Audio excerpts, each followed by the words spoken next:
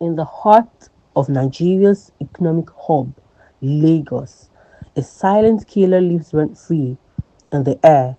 Automobile pollution, a resultant effect of the city's rapid growth and increasing vehicle population, which poses a significant threat to the health and well being of its residents. With over 2.5 million vehicles plying the road, Lagos struggles to cope with air pollution, noise pollution, and environmental degradation. Known for its notorious traffic congestion, with road users spending up to 4 hours daily in gridlock, old vehicles, many over 15 years old, emit hazardous pollutants including nitrogen oxide, sulfur oxides, and particulate matter, far exceeding the WHO guidelines.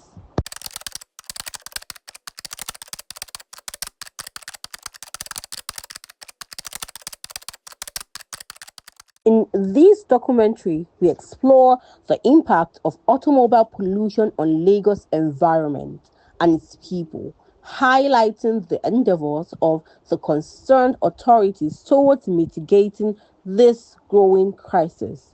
We will be exploring the root causes, effects, and potential remedies by featuring expert insights and on the ground reporting. Let us delve into the complex web of automobile pollution in Lagos, seeking answers to the question, can this megacity find a way to balance growth with environmental sustainability? Dr. Anjorin is senior lecturer at the Faculty of Sciences, Lagos State University, has this to say on automobile pollution and its impacts. When you talk about automobile, we all know this has to do with means of transportation that carry specialized engine. So sometimes they can be controlled by human and they can be self-driving, as we currently have in recent time that the artificial intelligence is being configured to drive vehicles without anyone controlling. So it has its own intelligence, and it can use signals, photon electron, and move across different series in the world. So when we now talk about the emission are usually the byproduct of any automobile. So emission all over the world have been classified as toxic. For instance, in recent time, we've been talking across the world about the climate change. We've been talking about the effect of climate change, including flooding, eating, that is overeating, the melting, the destruction of the ozone layer, and of course, the melting of the ice in different parts of the world, leading to flooding, leading to pandemics and several negative consequences on human and animals and even the environment. So we have components that are the resultant of the negative effect, that is the emission itself. We have the carbon monoxide. We can talk about the nitrogen oxide, the particulate matter. We have the volatile organic, compounds. We have the sulfur dioxide and several other emissions that are very, very toxic and dangerous.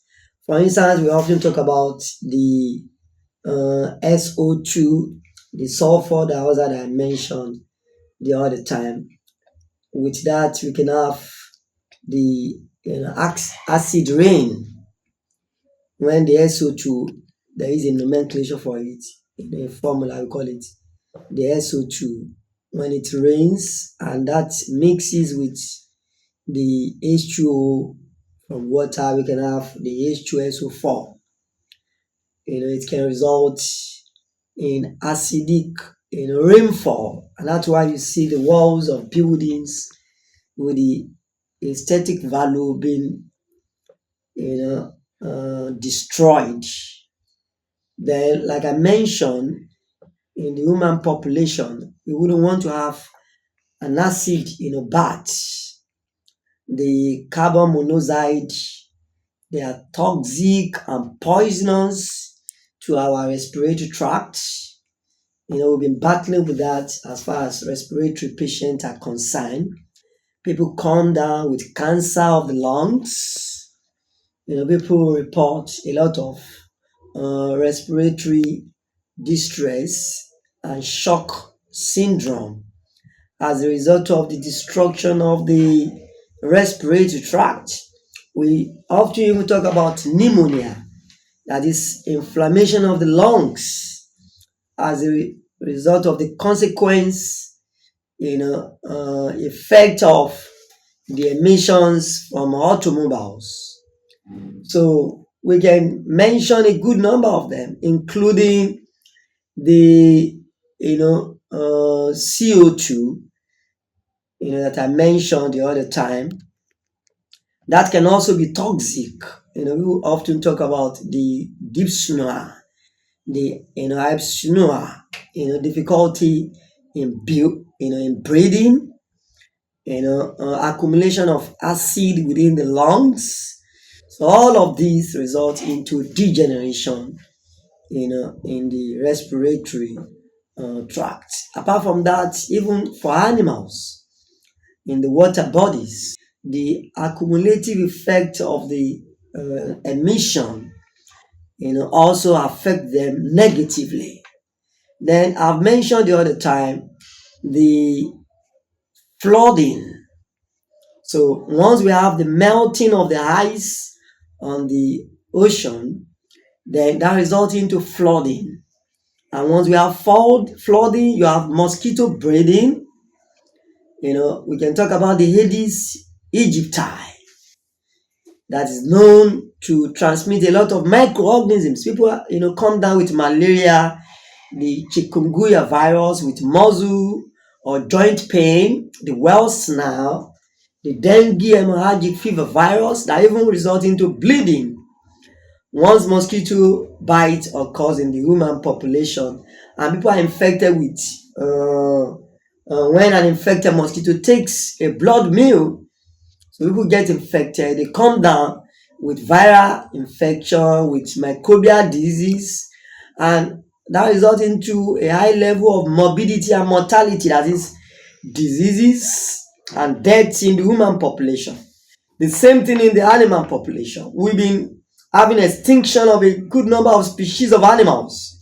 The chimpanzees, the elephants, the monkeys, the gorillas, and that's why the international conservation body, and other similar agencies are saying we must do something to mitigate the effect of the emission from automobiles, so that does not result into the resultant negative consequences that we are currently battling with. Another thing that I mentioned is the overheating.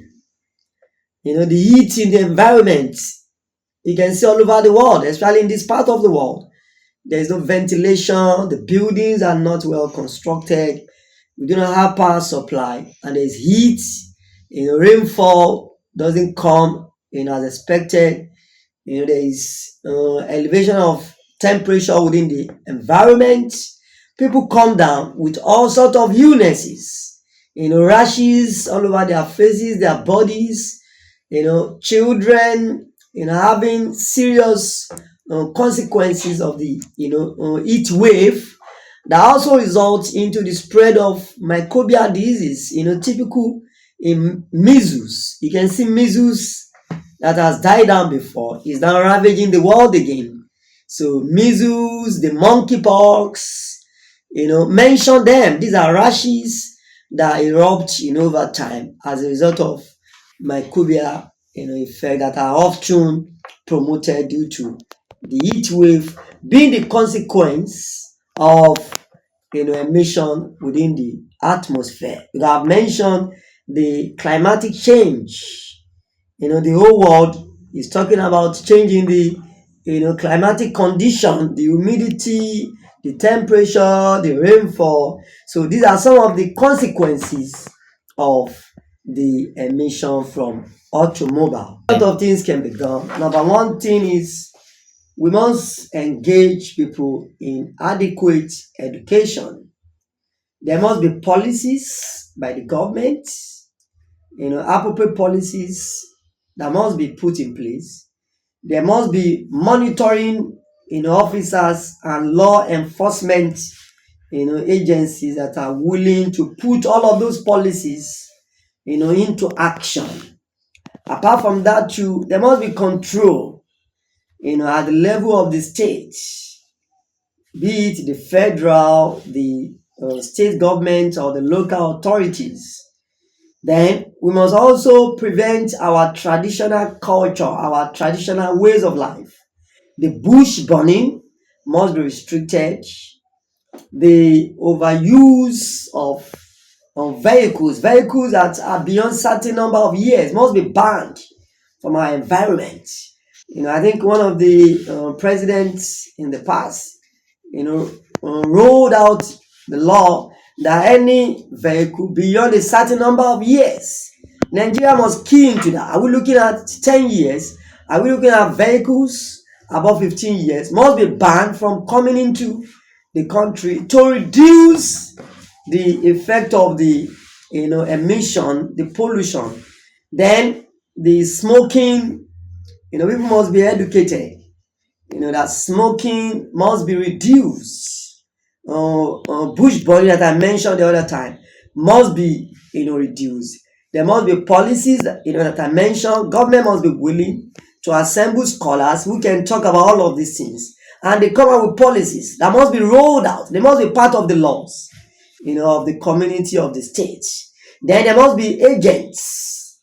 The law enforcing agencies must be up to the task to ensure that once there are policies, they must ensure those policies are enforced on the entire citizenry. Then there must be proper education. People must be orientated. People must be educated. People must be taught. It must be part of the subject to be taught in the elementary schools. The higher institutions, there must be workshops, there must be seminars, there must be conferences, where experts, are allowed to speak to some of these things. The National Orientation Agency must be willing to do so much at the level of the state, the national, even within the community. So all of these put together can go a long way in mitigating the effects of pollution, and of course its resultant within the human and the animal population. Like I also mentioned, the building must be properly checked. Then people must plant. We must resist deforestation. If you must cut down a tree, you must be willing to plant one, or plant two, or plant three, because the plants are known to take in the carbon dioxide, or the carbon monoxide, while they give us oxygen in return. But we inhale the oxygen, and we exhale, we breathe out the carbon dioxide. So we must be willing to plant a lot of, and that's why we often talk about green vegetation. So we must inculcate that habit of ensuring that our environment is green. We must give a lot of thanks to the management of Lagos State University, and of course the state government here in Lagos, where they've been talking about the green atmosphere. You can see, go around the entire campus, you will see the green vegetation, because the plants, they give us the oxygen to cool the environment, and that removes a lot of toxic and hazardous emission from automobiles. So all of these practices must also be put into place to ensure that we are safe from the negative consequences of the emission from automobiles. In its efforts towards purging the Lagos roads of old and dilapidated vehicles, responsible for a higher percentage of accidents and pollution, the Lagos state government on 2nd August 2012, under the leadership of Governor Babatunde Raji Fashola, established the Vehicle Inspection Unit, now known as Lagos State Vehicle Inspection Service, an agency under the state's Ministry of Transportation saddled with the duties of ensuring compliance with all stipulated or required vehicle policies, such as roadworthiness, vehicle license, hackney permit, testing and training of applicants for driver's license or rider card, and sometimes complement the duties of other transport agencies. Among the series of inspection and testing, every vehicle is expected to undergo the emissions testing to assess the vehicle's level of emission. In its efforts to curb the surge of bad vehicles plying the Lagos roads, the Ministry of Transportation announced during its ministerial briefing in April 2025 that it had captured over 470,523 violations using the automatic number plate recognition technology ANPR. Other innovations by the Lagos state government to reduce the emission rate by automobiles include the introduction of CNG vehicles conversion points, electric buses as alternatives to petrol or diesel vehicles. All over the world, we understand the fact that industrialization is a major contributor to carbon emission across the world and affected cause climate change. And in doing this, we also understand the fact that the transportation sector is the mover of the industries because people go and come from their places of work every day. So commuting is one of the major contributor. And as a result of this, the Lagos State government, in its own capacity, has been doing so much in trying to reduce carbon emission our roads and at the same time reduce the dilapidation of the ozone layer. And part of the effort is the fact that the government uh, brought about the BRT buses, which are buses that are more regulated, which are more roadworthy, in order to reduce the number of unworthy vehicles on the road. Though some of these vehicles actually use fossil fuel that we know increases air pollution, but the fact remains that the government has also introduced so many other models, which one of it is making sure that we have a multimodal transport system whereby we are not just using the road. So we're taking advantage of the rail, we are taking advantage of the waterways, and by so doing, it reduces the number of vehicles on the road and also reduce the amount of uh, carbon emission that we experience in this part of the world. So the ones on the water have very little highly insignificant impact in terms of causes of climate change. And while on the road, the government has also provided CNG vehicles. We understand that even from the federal government through the presidential initiative on CNG, in partnership with the state government, has been able to convert, quite a lot of vehicles in their thousands into CNG. And we also see private companies who are also taking advantage of this through the government initiative. So, and the Lagos State government and some other organizations like Mohando have also provided electric vehicles, which also reduces emission across the state. Quite a number of the population do not really understand the difference between whether CNG vehicles or electric vehicle or what have you. Quite a lot of them just feel okay. I'm entering a bus, I'm entering a vehicle, and it's just the same thing. The only thing is just that maybe this one is new or is neater, like that, because there's every tendency that any electric vehicle would be very neat, perhaps because it is not many, and whoever is managing it knows how sensitive it is. So they might not really know the difference. However, on the CNG, a lot of people have diverse opinion, and though the commuters use any vehicle, whether CNG or what have you, but for the acceptance of other road users or what's it called, also vehicle owners and the likes, we still have issues among them accepting the CNG. Perhaps some people getting information like, oh, there was a blast, and sometimes ago, if you turn your listening to CNG, your vehicle will just blow off one day. One because there is heat on the road. That's enough for it to explode. This and that. So we're still battling with trying to sensitize people, let them know that it is safe. It is safe to drive CNG buses. It is also safe, to convert our vehicles to CNG. All that is needed is to take it to recognize and what's it called? Um, CNG experts that have been trained by the government.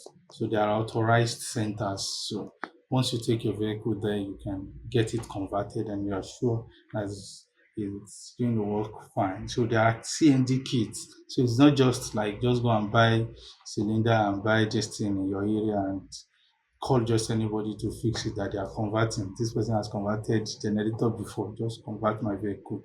No, there are people who are trained. So we're encouraging people to do that. Go to where they are trained experts and place that are authorized by the government to do that. So I think that's the phase we're working with, and very soon we'll have the acceptance among motorists. It's going to really help in reducing emission. In recent years, the government of Lagos State has been able to give us the electric train, and there's going to be more of that.